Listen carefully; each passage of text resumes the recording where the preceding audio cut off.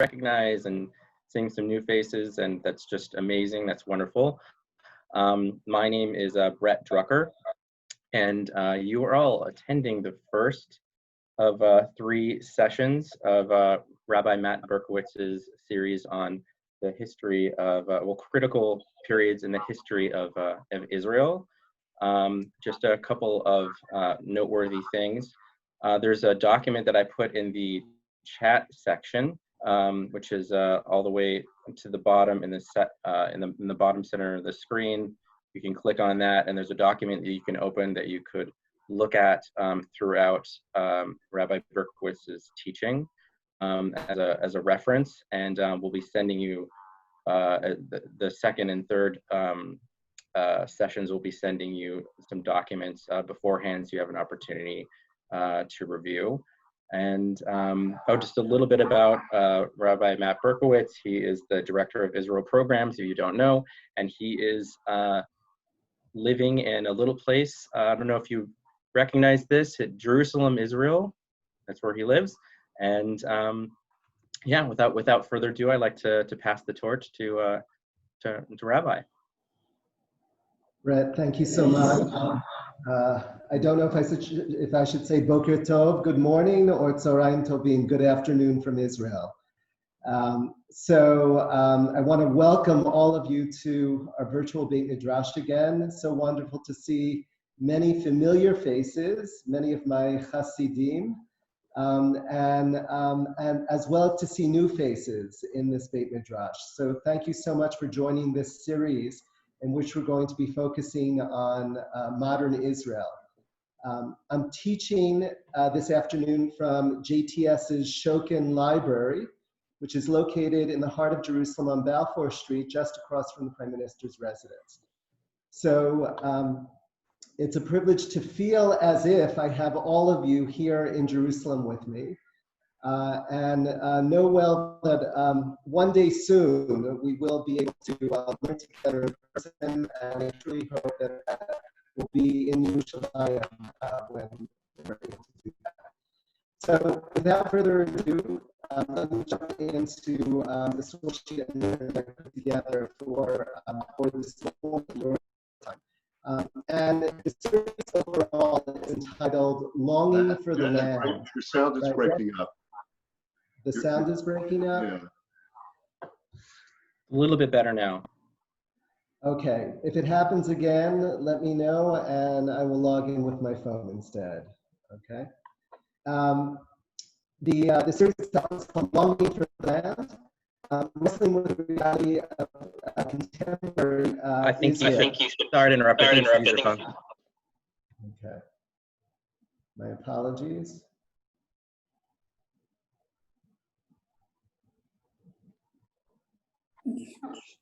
That's interference from the Prime Minister's residence. There you go. Okay, give me one moment here.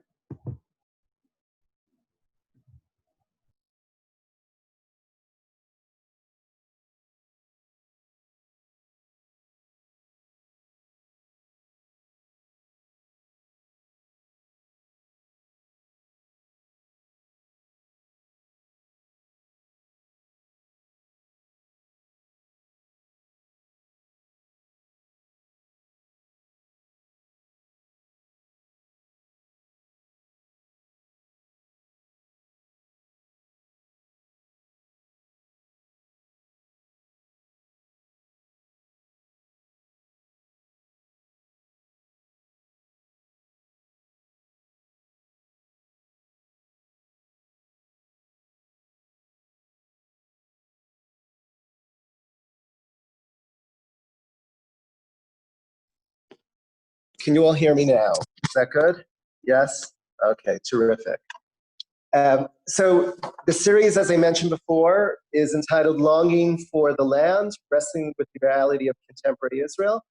And over the 3 times that we gather together, what I want to do is, as Brett said, take a look at 3 critical moments in the birth and history of the modern state of Israel and see what it is that we learn from those different moments. Today, I want to go to the earliest period of modern Israel. That is the pre-state period. And I want to talk to you about the dream, the Zionist dream. What it is that we learn from the classical voices of Zionism, how we understand classical Zionism, and what the diversity of voices that we hear in the Zionist conversation in the earliest part of the birth of the state, what it is that they teach us, and how it can inform the conversations that we have on Israel today. So let me first begin by saying that when we talk about Zionism, right, there are two Zionisms that one could refer to. One is biblical Zionism, okay? And when I say biblical Zionism, that is the dream of the land of Israel going back 4,000 years, right? And then there's what we call modern Zionism, okay? And modern Zionism refers to political Zionism, right? And is in contrast to 4,000 years of longing, we're talking about 140 to 150 years of modern Zionism, right? That is the period leading up to the founding of the state in 1948, right? And then going forward. Of course, Zionism being the radical idea of the Jews deserving a homeland, the Jews having their own homeland and their own state.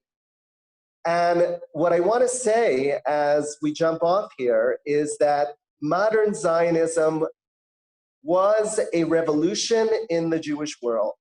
And when I say that, what I mean by a revolution in the Jewish world is that traditional Judaism preached a philosophy of patience, passivity, and quiescence when it came to a longing for the land, a longing for establishing and rerouting ourselves in the land.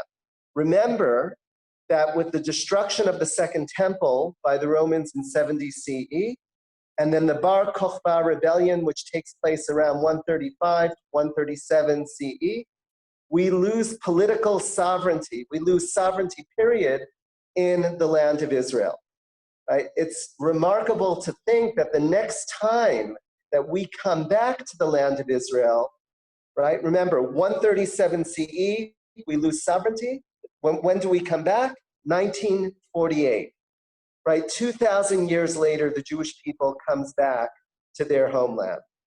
So traditional Judaism preached a philosophy and theology of mipnei chata'enu galinu me'artzenu, that it was because of our sins that we were exiled from the land. Right? And the idea was that we had to wait patiently until God would take active steps to return us to the land. In the 19th century, right, we take our destiny in our own hands, right? And who do we have to credit for that?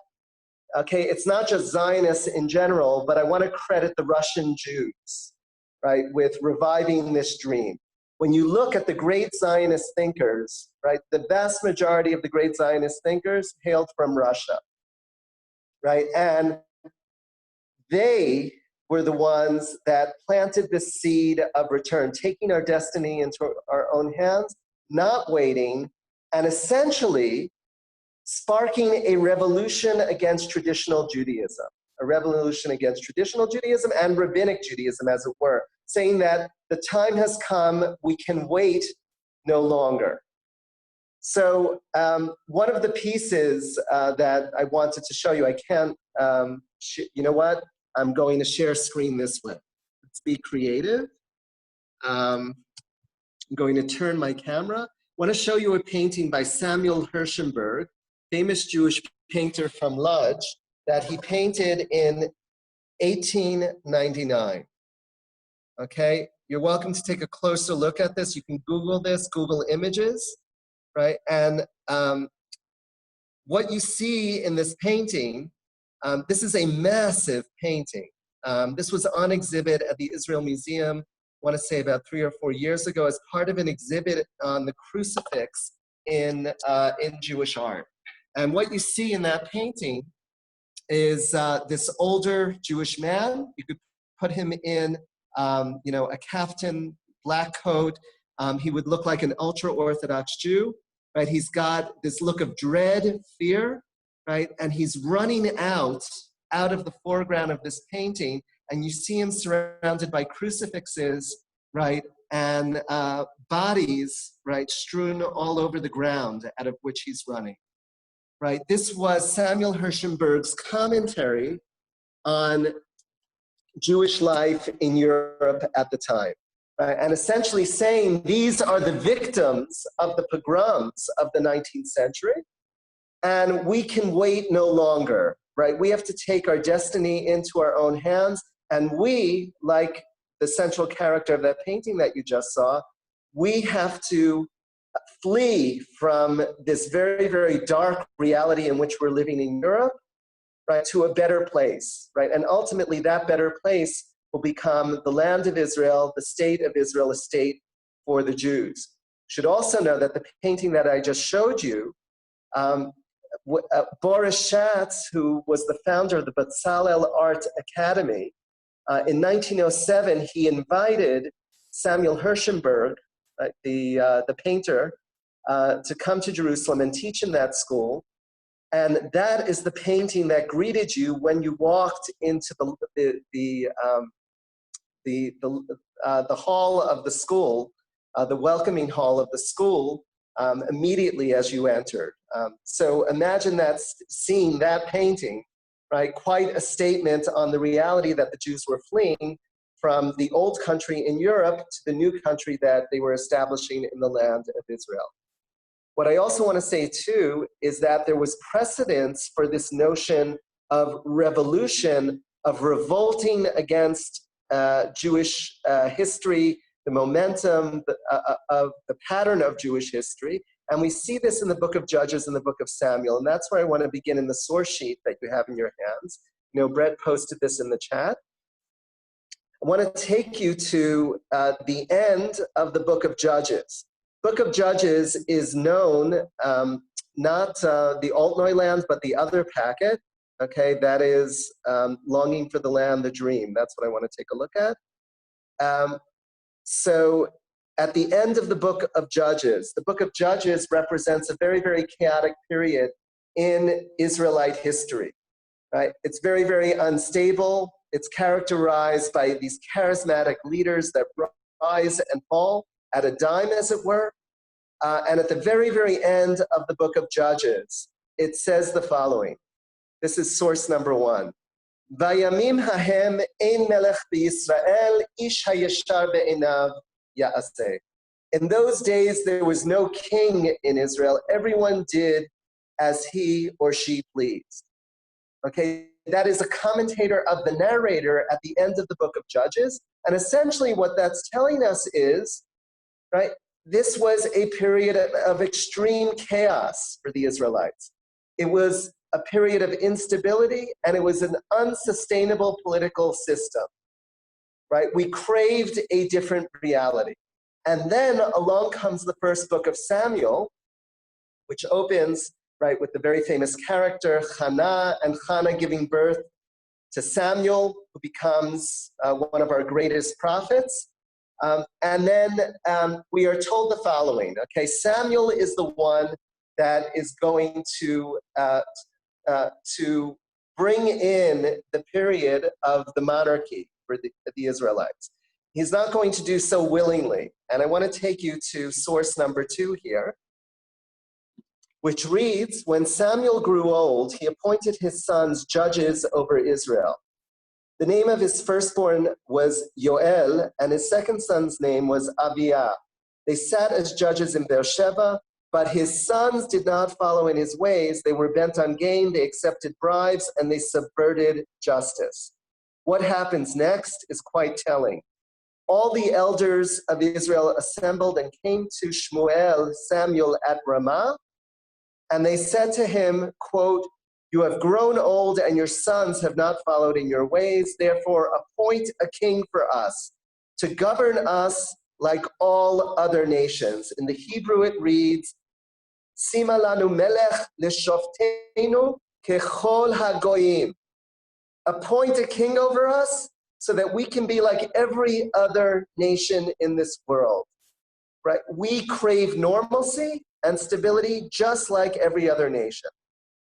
Then, of course, at this point, we're told Samuel was displeased, that they said, "Give us a king to govern us." Samuel prayed to the Lord, and the Lord replied to Samuel, "Heed the demand of the people in everything they say to you, for it is not you that they have rejected, it is me they have rejected as their king. Like everything else they have done ever since I brought them out of Egypt to this day, forsaking me and worshiping other gods, so they are doing to you.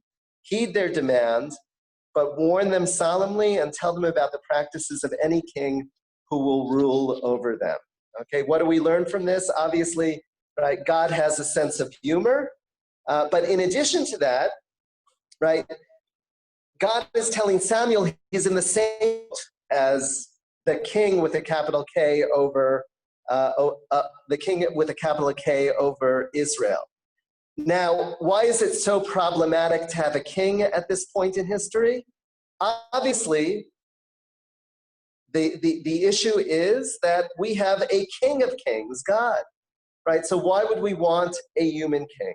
And the answer to that question is simply political stability. That is what the people were craving. They realized that if Israel were to have a future, it could only be through the institution of the monarchy, right? And so the monarchy becomes established. I believe this is a magnificent parallel with modern Zionism, right? To spell it out, right, the Jews were living in a period of chaos, of radical instability, and not only instability, but radical insecurity. The painting that we saw of Samuel Hirschenberg, right, conveys that notion perfectly. A sense of fear, right, a sense of shock, right, a sense of absolute desperation, and that there needs to be an alternative. That alternative is this dream of a state of Israel, a state for the Jews or a Jewish state.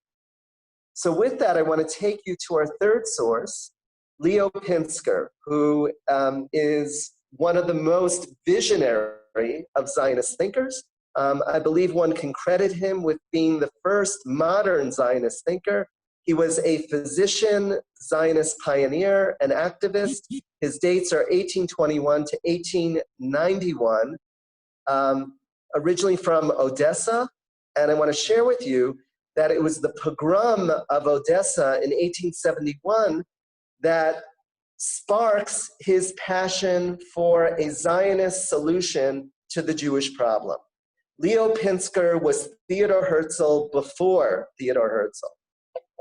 So here's what Pinsker wrote. The following in source 3, "The essence of the problem as we see it lies in the fact that in the midst of the nations among whom the Jews reside, they form a distinctive element which cannot be assimilated. The Jewish people has no fatherland of its own, though many motherlands. It has no rallying point, no center of gravity, no government of its own, no accredited representatives. It is everywhere a guest and nowhere at home. The nations never have to deal with a Jewish nation, but always with mere Jews. The Jews are not a nation because they lack a certain national character, which is determined by living together in one country under one rule.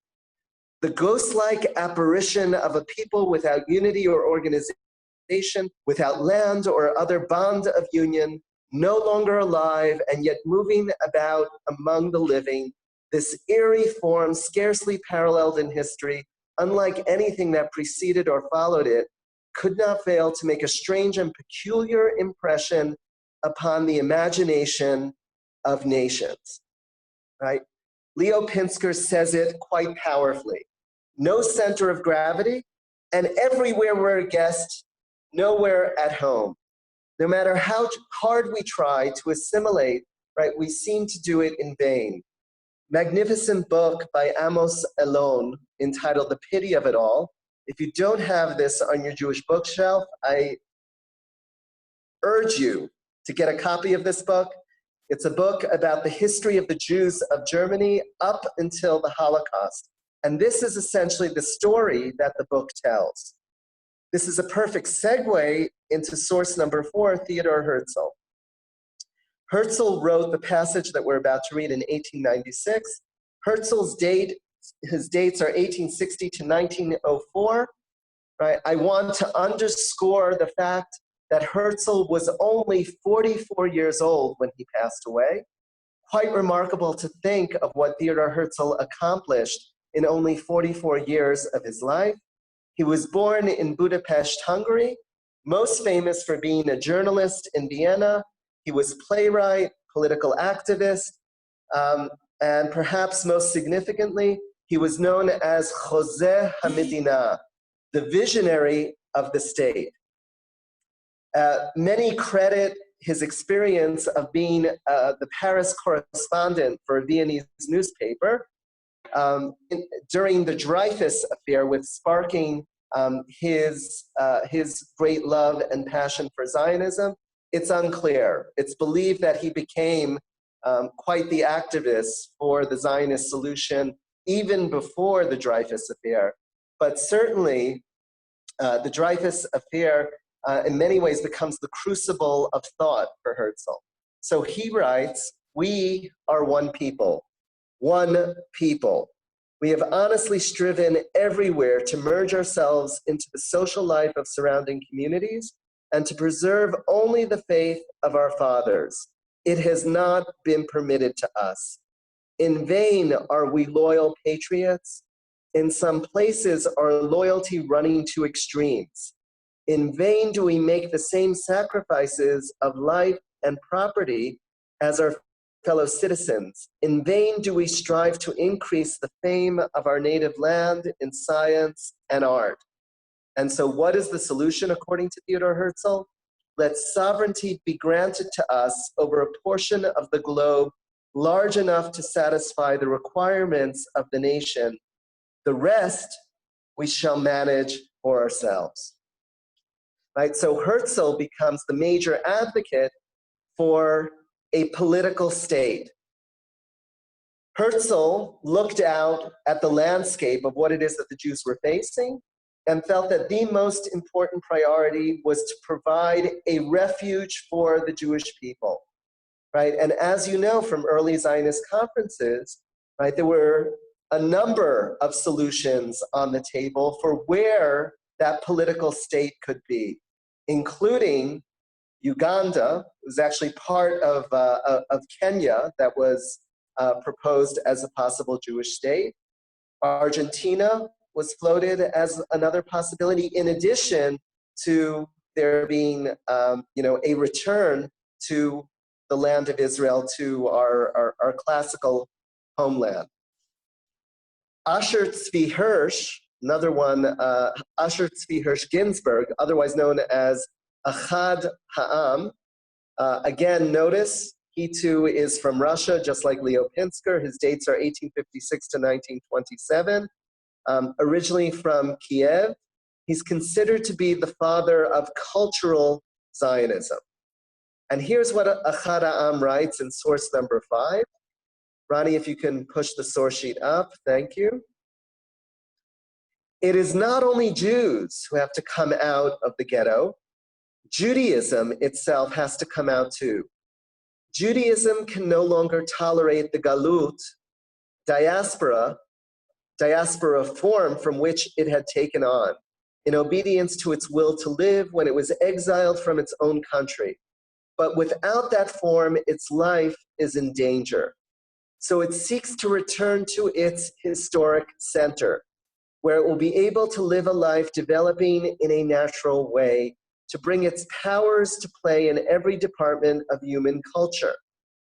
Political statehood is apt to seduce us from loyalty to our own inner spirit and to generate in us a tendency to find the path of glory in the attainment of material power and political dominion, thus breaking the thread that unites us with the past and undermining our historical foundation. Right? Notice Achad Ha'am's critique, right? Quite sharp critique of the goal of establishing a political state. What is it that Achad Ha'am feared? Achad Ha'am feared what we read in the book of Shmuel. He did not want the Jewish people to be kechol hagoyim, to be a people like every other nation in this world. He wanted to be sure that along with establishing a political state, that we shouldn't lose sight of the essence of this Zionist revolution. And for him, what was the essence of the Zionist revolution? The essence was a renaissance in the Jewish religion. As he says, the Jewish religion can no longer tolerate the galut form, the diasporic form, right? And rather, what we had to do in the 19th century and forward was reestablish the roots of Judaism, of classical Judaism, to the native land out of which that Judaism grew. So what is it that Ahad Ha'am saw? He saw more of a gradual progression of the reestablishment of the Jewish people in the land of Israel, and one that could begin with a renaissance in the Jewish religion. Okay, let me take a breather for a couple of minutes and let me see if there are any questions. Ronnie, let's take it off of the share screen for a moment.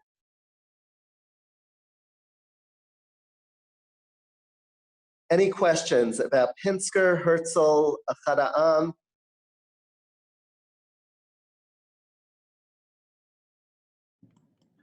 I have a question. It's Diane. Can you hear me? Of course, yes. I often wondered what happened to Herzl's children, because I don't think they picked up the dream. And it's all very interesting to me because how generations get lost. Do you have any insight into that? I've heard one converted to Catholicism, and one was killed in the Holocaust, and I'm not sure what the other one, what happened to the other one, maybe suicide. Can you tell me what you think? I mean, how hard is it to keep the dream alive? Yeah, the truth is, Diane, I don't know a lot about Herzl's descendants. I know as much as you just described. And it's very, very interesting because when you think about it, his children and descendants follow the same pattern as essentially the descendants of Moses Mendelssohn, right? When you think about how deeply Moses Mendelssohn cared for the Jewish people, right? He's considered one of the great reformers, as it were, right?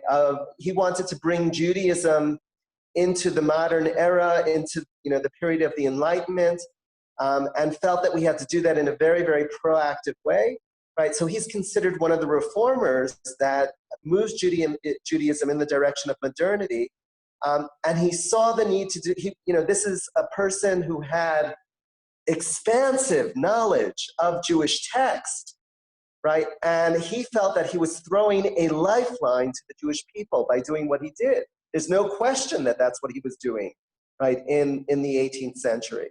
However, his descendants end up going too far in that direction, right? And, similarly, right, Herzl's is it, right? Herzl had this great, great passion for this dream of his, right? And we're going to read more about that dream when we get to the finish line of this session. I'm going to knock your socks off when we get to the finish line, because you'll realize how much of a prophet Herzl was, right? But what did they say, Diane? A prophet is not known in his own town, right? And it was, very true, in terms of Herzl, in terms of Mendelssohn. I appreciate that you're pointing that out. We could take one more question or comment. You had the Did precedent already, Shmuel's sons. We already spoke about his sons didn't follow in his father's footsteps. That's true, right? That's true. It's what we can say, Steve? We could say Ma'aseh Avot Siman Levanim, that the deeds of the ancestors are a sign unto the children. It's a pattern that we see repeatedly. Mm-hmm. So it's not a small miracle when you can set your kids on the right path, right? Inculcate the morals and values that are so important to you, right? And then when you see it bear fruits, lo nes katan, it's not a small miracle. So you're right in pointing out that even Shmuel had to wrestle with the same problem. Did Pinsker or Ahad Ha'am ever get to the land of Israel? I don't believe Pinsker got to the land of Israel, but Theodor Herzl did. Theodor Herzl got to the land of Israel, Ira, in 1898.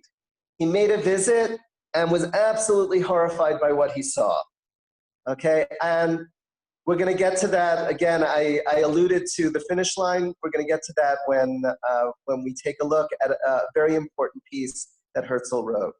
Okay, I want to move on now to the next two sources, which are absolutely fascinating.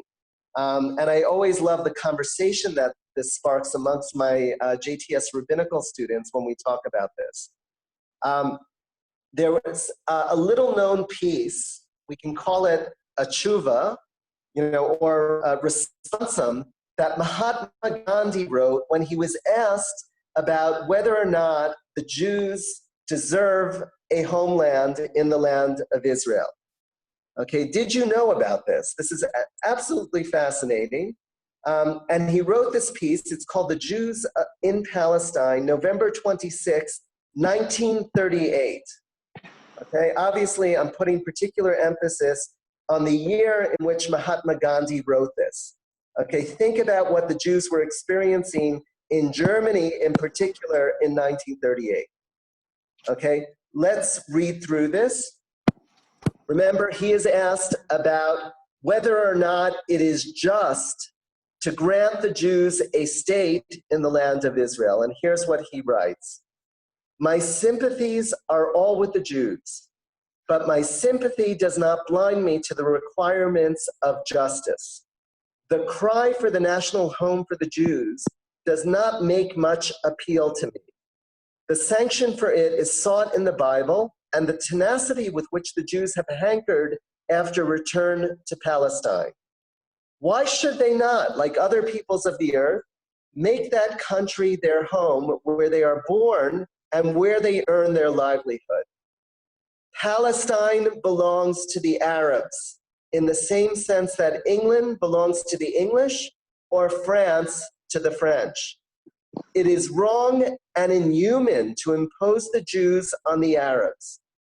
What is going on in Palestine today cannot be justified by any moral code of conduct. The mandates have no sanction but that of the last war. Surely it would be a crime against humanity to reduce the proud Arabs so that Palestine can be restored to the Jews partly or wholly as their national home. The nobler course would be to insist on a just treatment of the Jews wherever they are born and bred. The Jews born in France are French in precisely the same sense that Christians born in France are French. If I were a Jew and were born in Germany and earned my livelihood there, I would claim Germany as my home, even as the tallest Gentile German might, and challenge him to shoot me or cast me in the dungeon. I would refuse to be expelled or to submit to discriminating treatment. And for doing this, I should not wait for fellow Jews to join me in civil resistance, but would have confidence that in the end, the rest would follow my example. They can settle in Palestine only by the goodwill of the Arabs. They should seek to convert the Arab heart. Harold and Beatrice, I would love to read this text with your mother, Harold, and ask her for her response, right? Knowing her history, knowing how she was a refugee, right? From the Germany that Mahatma Gandhi is talking about. And all I keep thinking to myself is how could he, Mahatma Gandhi, have the chutzpah, right, to be preaching this to the Jewish people in 1938, right? So it clearly makes my blood boil as I read this, right? But what I want you to see now is how Martin Buber, the great Jewish philosopher originally from Vienna, right, and then Germany and ultimately Israel. Thank God Buber makes his way to Israel, the great philosopher, existentialist, Bible scholar, and Zionist. And look at how Martin Buber responds explicitly to Mahatma Gandhi. He says the following: you, Mahatma Gandhi, who know of the connection between tradition and future, should not associate yourself with those who pass over our cause without understanding or sympathy. We considered and still consider it our duty to understand and to honor the claim which is opposed to ours and to endeavor to reconcile both claims. We could not and cannot renounce the Jewish claim. Something even higher than the life of our people is bound up with this land, namely its work, its divine mission. What do you mean by saying a land belongs to a population? Evidently, you do not intend only to describe a state of affairs by your formula, but to declare a certain right. You obviously mean to say that a people being settled on the land has so absolute a claim to that land that whoever settles on it without the permission of this people has committed a robbery. But by what means did the Arabs attain the right of ownership in Palestine? Surely by conquest, and in fact, a conquest with intent to settle, right? I draw your attention to the days of Muhammad, and immediately after the days of Muhammad, right, the Muslims go on a conquest, right, that takes them far aflung from Mecca and Medina, right, into, right, the land of Israel. And that is what Martin Buber is pointing out here. This land of Israel recognizes us, for it is fruitful through us. And precisely because it bears fruit for us, it recognizes us. Our settlers do not come here, as do the colonists from the Occident, to have natives do their work for them. They themselves set their shoulders to the plow, and they spend their strength and their blood to make the land fruitful. But it is not only for themselves that we desire fertility. The Jewish farmers have begun to teach their brothers, the Arab farmers, to cultivate the land more intensively. We desire to teach them further. Together with them, we want to cultivate the land. We have no desire to dispossess them. We want to live with them. We do not want to dominate them. We want to serve with them. Right? Amen. Right? Think of how beautifully, how poetically Martin Buber responds to Mahatma Gandhi. Right? And certainly, these are words that not only needed to fall on the ears of Mahatma Gandhi, they remind us today as modern Israelis, as Jews, right, this important vision of a shared country, right, that we need to share this place, right? We need to give and respect the rights of minorities that are living in this land, right? Just as we want to flourish in this land, right? So it's a very, very important vision that, that Martin Buber is articulating, a vision that comes from the depth of the Jewish soul. I now want to take you to an incredible piece that Theodor Herzl wrote in 1902. I don't know if any of you have read Herzl's utopian novel entitled Altneuland, okay, translated as Old New Land, or in the Hebrew translated as Tel Aviv, right? This is one of the sources for, right, the name of that incredible metropolis, right, Herzl's work, Altneuland. So I want you to keep in mind that Herzl wrote this in 1902. And I'm just going to give you the cliff notes on Herzl's work, and I encourage you to pick it up and read it yourself. This fictional story is about two figures, two bourgeois characters living in Europe at the time. This is at the beginning of the 20th century. Their names are Friedrich and King's Court. And essentially what happens is that Friedrich and King's Court tire of the bourgeois culture, the materialism of Europe. And they decide that they are going to head off to the Cook Islands, right? They are tired of the Europe in which they're living, and instead they're going to retire to Florida. Okay, perhaps that's a good modern day metaphor. You know, going to find themselves a nice gated community to head off to. So they choose to go off to the Cook Islands. So in about 1903, as they're headed to the Cook Islands, You can imagine it's quite a journey to go from Europe to the South Pacific. One of the pit stops that they end up taking a rest break is Palestine.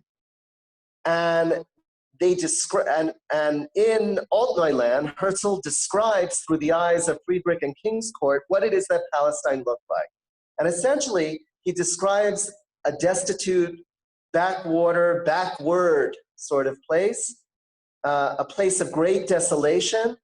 And you should know that the description that Herzl gives us in Altneuland is based on his 1898 visit to the land of Israel. So it's coming from his own personal testimony, right? This isn't simply what he imagined to be in Palestine, in the land of Israel, but it's what he saw with his own eyes.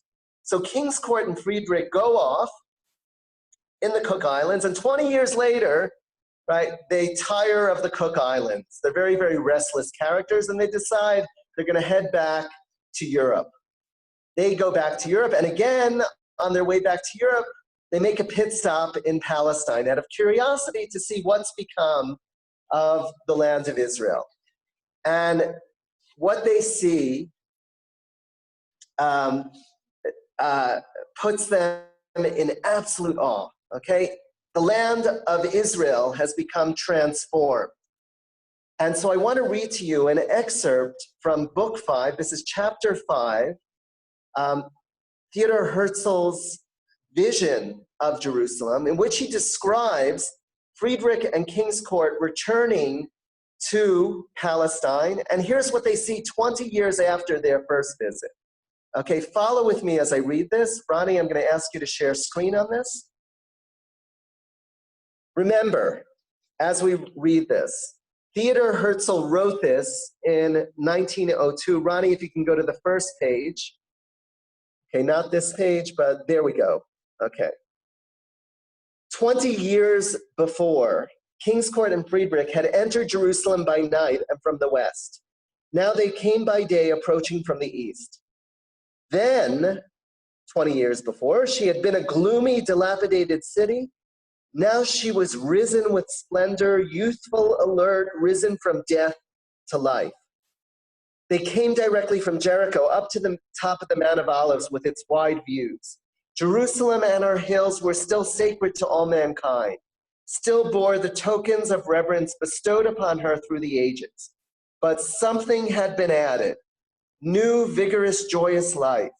The old city within the walls, as far as they could see from the mountaintop, had altered least. The Holy Sepulchre, the Mosque of Omar, and other domes and towers had remained the same, but many new splendid new structures had been added.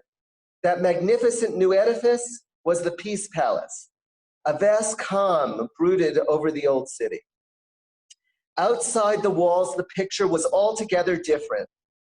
Modern sections intersected by electric street railways. I gotta read that again. Remember, he wrote this in 1902, and he prophesied the light rail running through Jerusalem. Modern sections intersected by electric street railways. Wide, tree-bordered streets, homes, gardens, boulevards, parks, schools, hospitals, government buildings, pleasure resorts. David pointed out and named the important buildings. Jerusalem was now a 20th century metropolis, fascinating indeed. But the old city drew their eyes back ever again. There she lay in the afternoon sunlight on the farther side of the Kidron Valley. Kingscourt had put all sorts of questions, and David, the tour guide, had answered all of them. What a shock, an Israeli tour guide? Now, he asked, what was that wonderful structure of white and gold, whose roof rested on a whole forest of marble columns with gilt capitals? Friedrich's heart stirred within him as David replied, that is the temple. Friedrich's first visit to the temple, here I urge you to read, let's say, the Western Wall, was on a Friday evening. David had engaged rooms for the party at one of the best hotels near the Jaffa Gate, Reed, Mamilla, or David Citadel, and at sundown invited his guests to go with him to the temple, Western Wall. Friedrich walked ahead with Miriam, David, and Sarah following. The streets, which at noon had been alive with traffic, were now suddenly still. Very few motor cars were to be seen. All the shops were closed. Slowly and peacefully, the Sabbath fell upon the bustling city. Throngs of worshipers wended their way to the temple and to the many synagogues in the old city and new, there to pray to the God whose banner Israel had borne throughout the world for thousands of years. The spell of the Sabbath was over the holy city, now freed from the filth, noise, and vile odors that had so often revolted devout pilgrims of all creeds. In the old days, they had to endure many disgusting sights before they could reach their shrines. All was different now. There were no longer private dwellings in the old city. The lanes and the streets were beautifully paved and cared for. All the buildings were devoted to religious and benevolent purposes, hospices for the pilgrims of all denominations, Muslim, Jewish, and Christian welfare institutions, hospitals, clinics stood side by side. In the middle of a great square is the splendid Peace Palace, where international congresses of peace lovers and scientists were held. For Jerusalem was now a home for all the best strivings of the human spirit, for faith, love, and knowledge. Okay, Ronnie, we could take it off of share screen. Right, how magnificent is that? Right, remember, he wrote that in 1902. And especially when he gets to the part about describing, right, the Sabbath, enrobing the city of Jerusalem and what it was like to, walk to the temple or walk to the Western, right? For all of you, and I think it's probably unanimous in this Beit Midrash, for all of you who have experienced Shabbat in Jerusalem, you know well that this is the feeling, right? As Shabbat descends and right, embraces the city. You feel it everywhere. You feel it physically in the city, and of course you feel it spiritually, right, as we go out. All of that to say that the magnificent country that is just outside the walls of the Shokin Library, all of that began with a dream, right? All of that began with the vision of Pinsker and Herzl and Achad Ha'am, right? And they disagreed vehemently with each other in terms of the essence of that state, right? Should it simply be a state for the Jews, right, as Herzl envisioned, right? Should the priority simply be that it become a refuge, right? Or should there be something deeper, as Achad Ha'am was pushing us? Right, that is to say, should it involve a renaissance for us? Right? Should it be more than a state for the Jews? Should it be a Jewish state? And if it is a Jewish state, what does it mean to be a Jewish state? Right? Because obviously, I'm not talking about right the ultra-Orthodox vision of a Jewish state, or let's say, a theocracy. That's not what I'm talking about, right? But what is at the essence of a Jewish state? What are the sort of values and morals and ethics that we want to bring to bear on creating this Jewish state? And that is the tension with which we're wrestling today when we think about the character of the modern state of Israel, right? All of these competing visions that we have. We just went on quite a journey over an hour's time, over 60 minutes. We just went through, if we include the Judges and Samuel, we went through about 2,000 years of, even more, we went through about 3,000 years of Jewish history. I hope and pray that this sparks some new ideas for you, and certainly that you do marvel at Theodor Herzl, who can be considered one of the prophets of the Jewish people. To think that he wrote this in the early part of the 20th century, it all started with a vision, right? It's a lesson to all of us that you want to go somewhere, you got to have a goal, you got to have a vision in mind, and you can never let go of it. Amazing to think that only 46 years after Theodor Herzl wrote Altneuland, the Jewish people had a state to return to, right? The floodgates open. So I want to leave the last few minutes of this session to you. If there are questions or comments that you'd like to share, please jump in. Brett? David, I have a question. It's Diane. Gandhi died in 1948. Did he ever talk about that vision that he understood at this point was really not appropriate for the Jewish people at that point? You know, I don't believe there was a written response, Diane, to to Buber's letter. I do know well that Gandhi had many, many close Jewish friends, especially South African Jews, who he was very, very close to from his time in South Africa. I want to believe that he did tshuva on his teshuvah, on his response. Okay. But I don't know that he did. I don't know. And my other question was, when was the American Colony Hotel? When was it built? Because would Herzl have been able to stay there when it was like a refuge for passenger people coming by? It's a good question. I know that it dates to pre-state years.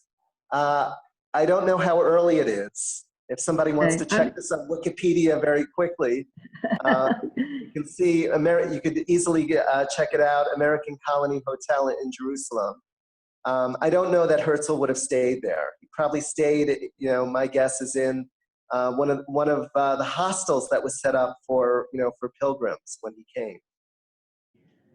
But great question. I did stay at the American Colony Hotel once. I don't remember seeing, they have pictures of, yes, celebrities that stayed. I didn't see a picture of Herzl there. And I would suspect that if Herzl had stayed there, they would have had his photo on the wall too. Matt. Matt?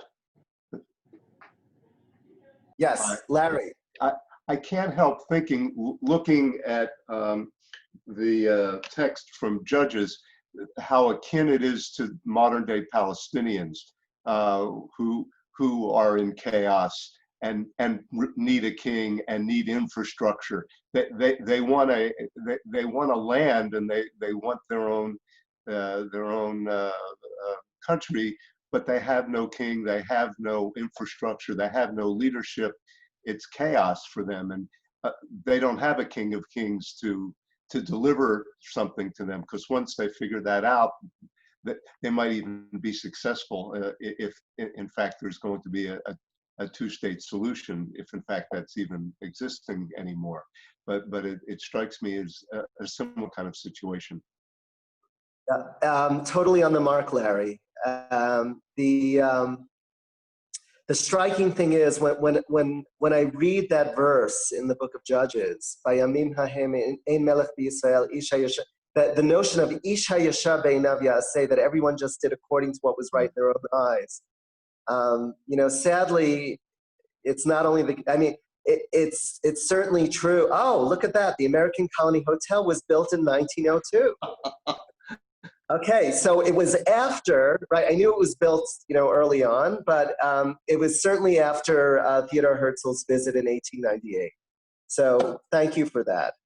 I think it was Toby Deutsch, so Toby gets a shout out for that. So what I wanted to say, Larry, is certainly it resonates deeply with the tragic state of the Palestinian people today, But I also want to say, sadly, that feeling of ish hayashar beinav ya'aseh, just doing what's right in your own, and political chaos, one is feeling the truth of that here in Israel today. One is feeling the truth of that in America today. And I think, we're really crying out for true leadership and statesmen and stateswomen in the, true leaders in the world today that could take us out of this very, very dark reality that we're living through. So thank you for that comment. One or two other questions or comments before we wrap up?